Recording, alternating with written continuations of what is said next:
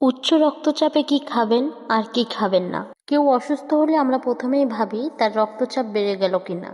এই রক্তচাপ দিয়ে মূলত বোঝানো হয় ব্লাড প্রেশার, অর্থাৎ দেহের ভেতরে প্রবাহিত রক্তের চাপ। ধমনীগুলোতে রক্তের চাপ বেশি থাকলে সেটিকে উচ্চ রক্তচাপ বা হাই ব্লাড প্রেশার বলে।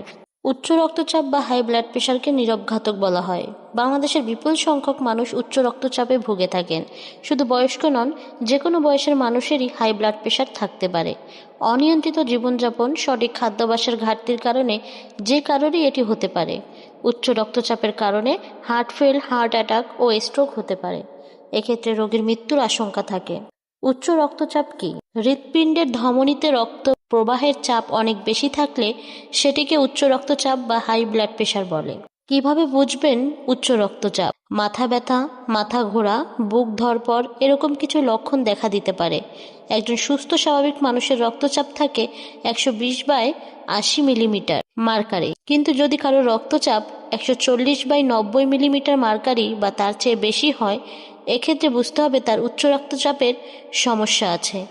বয়সভেদে এ মাত্রা কিছু কম অথবা বেশি হতে পারে। উচ্চ রক্তচাপ নিয়ন্ত্রণে কি খাবেন? প্রতিদিনের খাবারের তালিকায় প্রচুর শাকসবজি যেমন পালং শাক, ফুলকপি, শসা, লাউ, মটরশুঁটি, কলমি শাক, বাঁধাকপি, টমেটো, কুমড়া, বেগুন ইত্যাদি রাখতে হবে।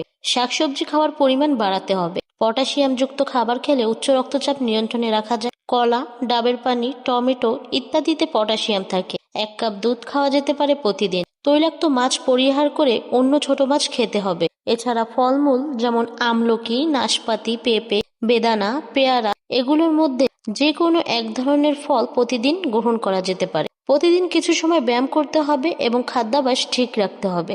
উচ্চ রক্তচাপে কি খাবেন না? প্রথমত, খাবারে লবণের পরিমাণ কমাতে হবে। কাঁচা লবণ একেবারেই খাওয়া যাবে না, এমনকি রান্না করা খাবারেও লবণের পরিমাণ কমাতে হবে। চর্বি বা ফ্যাট জাতীয় খাবার পরিহার করতে হবে, যেমন গরু, খাসির মাংস, মাখন, পেস্ট্রি কেক ইত্যাদি। অতিরিক্ত কোলেস্টেরল যুক্ত খাবার খাওয়া যাবে না। প্যাকেটজাত খাবার বাদ দিতে হবে। ভাত খাওয়ার পরিমাণ কমাতে হবে। ধূমপান, মদ্যপান ত্যাগ করতে হবে।